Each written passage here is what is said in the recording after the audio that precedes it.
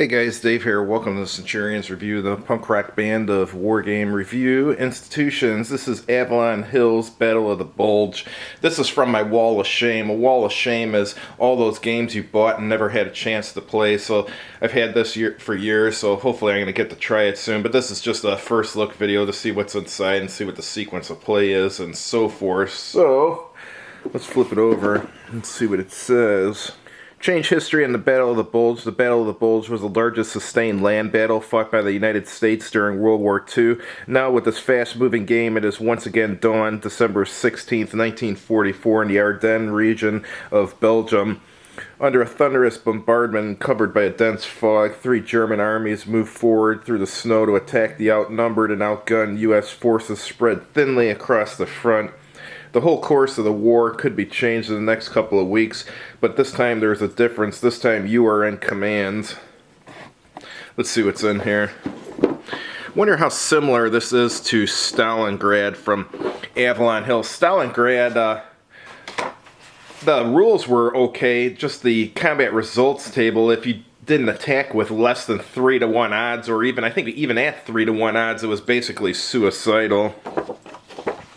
So here's the Allied order of appearance. You put the counters on here and it tells you when they enter the board. Also, when I bought this, the guy said it was missing a few counters, but they're printed on here so I can hopefully create new ones. Here's German order of appearance. Oh, and it's got a fuel reserve track. Oh, I forgot to mention the Allied one has a weather table on it. Here's the counters. We'll get to that in a minute.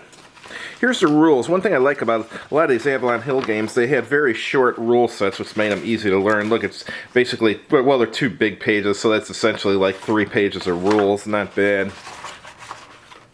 Goes over what everything means on the counter. So it's got the combat factor and the movement factor on it, and then unit type and identification. And it's going over the informational markers here. And talks about setting up the game and zones of control. All units have a zone of control.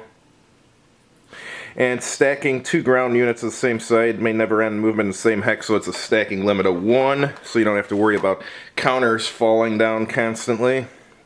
And it's going over how to move.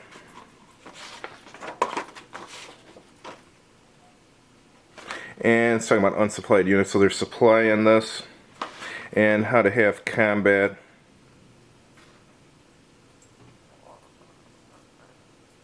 Interesting, so it's just move and shoot, it looks like. Okay. And here's the battle manual. I think this has like the scenarios and a bunch of fluff and historical information in it. Yeah, scenarios, page 3. Looks like they're done with victory points. And it's got the objectives listed. Here's scenario 1, surprise. Here's the Allied setup. German setup. Bunch of information about the battle. And scenario 2, the beginning of the end.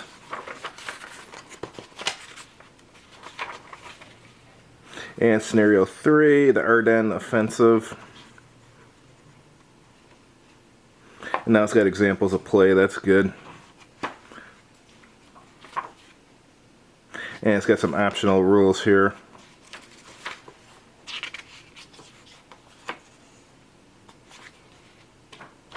Alrighty, anything else? Oh, it's got a quick reference guide on the back.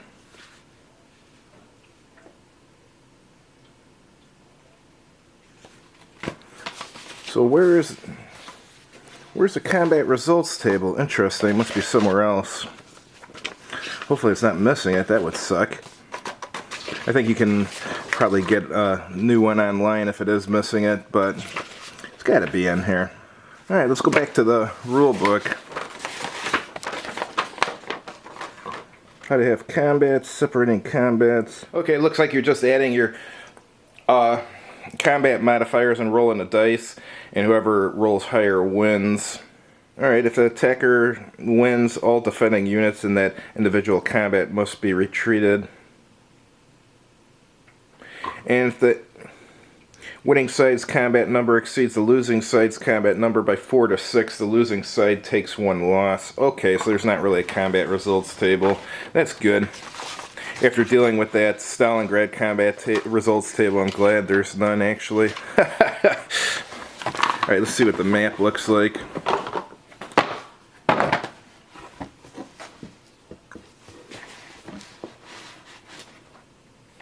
Smaller map than I thought it would be, but it's mounted. It looks okay. It's got a turn record track and an Allied air allocation chart and a terrain chart. Let's look and see what's down here. And current weather chart, German air allocation, German paradrop, movement reference, and combat reference. So it looks kind of cool. Let's see what the counters look like. Standard NATO military symbols. Assume the gray ones are the Germans. Yeah, I mean, for back then, these look okay. Here's the informational markers.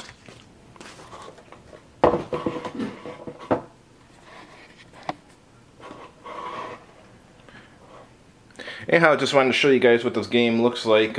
We're having it's not really a snowstorm, it's more of a rainstorm in Chicago today, but they're claiming that at any moment it could all freeze and just the roads will be like a sheet of ice, so I'm not leaving the house today, so maybe I'll try this out today. Thanks for watching. If you liked the video, please click like on it, and if you haven't done so already, please subscribe to this channel, and as always, have a good evening.